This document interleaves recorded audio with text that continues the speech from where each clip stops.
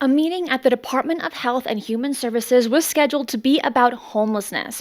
According to new reporting from Rolling Stone, it became a conversation about UFOs, and the sitting health secretary, Robert F. Kennedy Jr., describes his own awareness of certain alien species. Hey ufologers, I'm Cristina Gomez, and this is your UFO News Update. The report published July 2nd by journalist Catherine Eben describes a December 2025 meeting. The White House sent billionaire Robert Bigelow to sit down with Kennedy to address things such as homelessness and other topics in the same realm. Bigelow is 82 years old now and the founder of Bigelow Aerospace along with Budget Suites, and one of the longest-running private funders of UFO research in the country. In their meeting, they both agreed aliens likely exist. Bigelow pushed Kennedy to get President Trump to discuss what the government knows, and Kennedy, according to two people familiar with the meeting, described his own awareness of certain alien species. However, both men declined to comment through spokespeople. Months after the meeting, Trump ordered the Pentagon to begin releasing UFO files, and those releases started in February. Now, we don't know if those two are connected, but it's a possibility.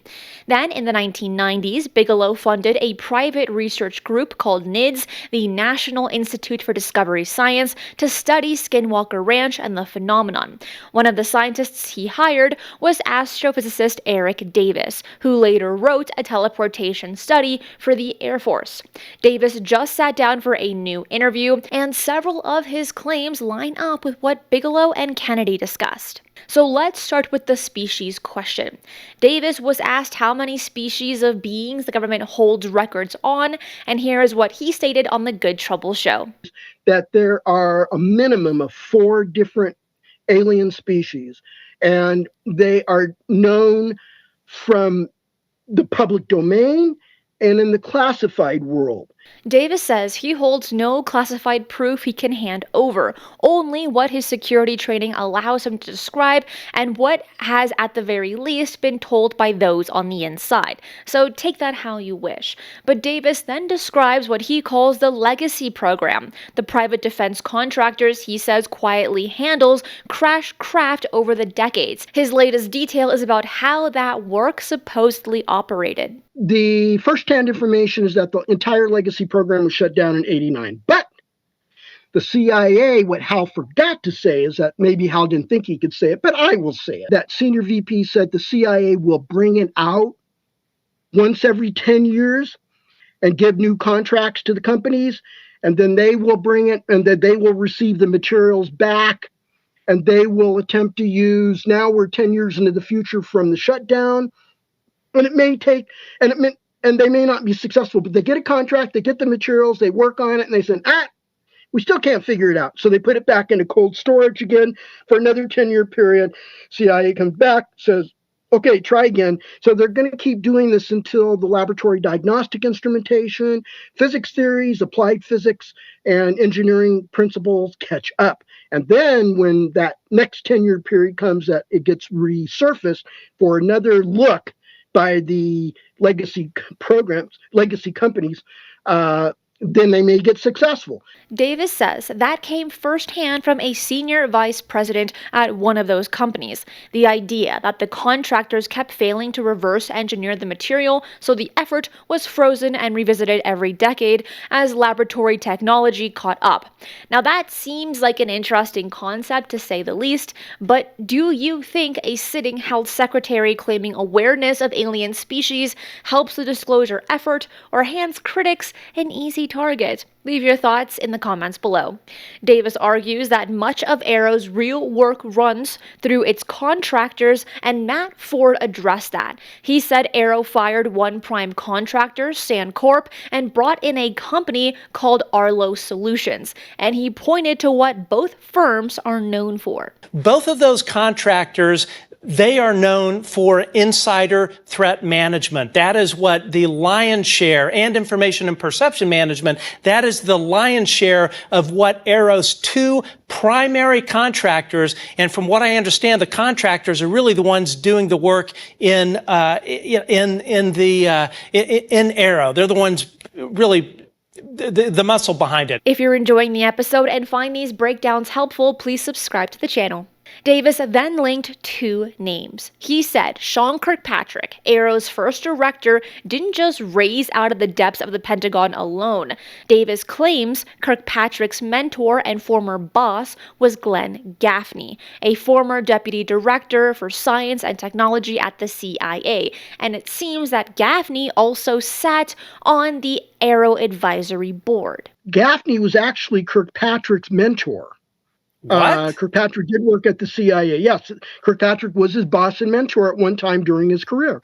Gaffney's name has been raised before in connection with an alleged blocking of a transfer of non-human intelligence technology from Lockheed Martin to the AARO office. If accurate, that would place a longtime CIA science official close to the office the public was told to rely on for answers. Davis uses that link to argue that AARO was built to manage whistleblowers rather than surface them, which we have heard from people such as Jeffrey Nusatelli, Ryan Graves, George Knapp, and others. AARO has not confirmed any of this, and Kirkpatrick has consistently said that there is no evidence that UFOs are alien in nature. Davis also explained why people in his position can't speak about this at all. He says the standard secrecy agreement does not block a cleared person from going to Congress. You are not forbidden. It is not illegal for you to go to Congress with classified information if you're concerned about fraud, waste, or abuse. That's my understanding. I just can't go to Congress just to freely give them, matter-of-factly, just to shoot the breeze, classified information I've been read in on or been involved with. No, I have to have a reason, and that reason is provided in the SF-312. So the SF-312, I would need a waiver for. I would need President Trump to issue a directive that gives me a waiver to go outside the to forget the 312. It doesn't exist, and I can blab everything. The document he is referring to is the Standard Form 312, the non-disclosure agreement that nearly everyone with a security clearance signs before they can access classified material. It is a lifetime obligation and stays in force even after a person leaves government. Davis's point is that the form still leaves an open door, though. He says it allows a cleared person to bring classified information to Congress when the concept is fraud, waste, or abuse. And that is the same legal channel David Grush used when he came forward. And this really matters right now because Congress is signaling what it wants to hear more of. House Oversight Chairman James Comer, representative of Kentucky, was stopped in Capitol Hill on June 25th by reporter Matt Laslo and asked whether another UFO hearing is coming after all the Pentagon file releases. Comer said he would like to hold one. He said the files are out, there is finally material to work with, and that a hearing would be very popular. Comer also confirmed he extended the Oversight Task Force handling this issue, the group that includes people such as Anna Paulina Luna, Tim Burchett, and Eric Burleson. He said the task force is actually doing its job, and he is really happy about that. So, of everything today, which piece matters most for real disclosure? The Kennedy meeting, the Davis claims about AARO, or Comer wanting a new UFO hearing? Leave your thoughts in the comments below. I'm Cristina Gomez. That is it for today. I will see you again tomorrow at 12 p.m. PST for another UFO news update. Be safe, and remember, keep your eyes on the skies.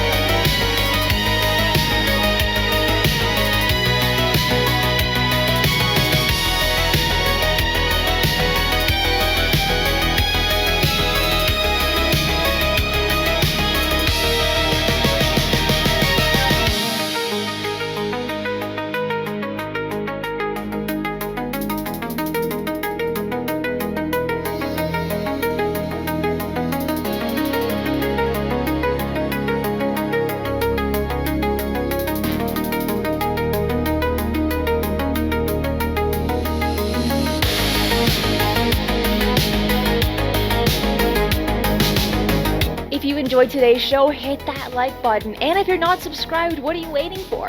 Hit the notification bell as I do daily UFO news and updates. Fresh UAP stories, government disclosures, and breaking developments land here every single day.